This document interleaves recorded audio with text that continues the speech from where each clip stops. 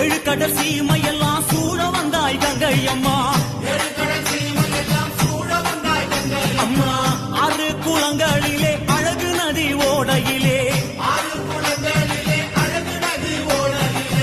எரி குளங்களிலே எழுந்து விளையாட வந்தாய். தாயே எல்லா உயிர்களுக்கும் தாகம் தணிக்கும் கங்கை அம்மா.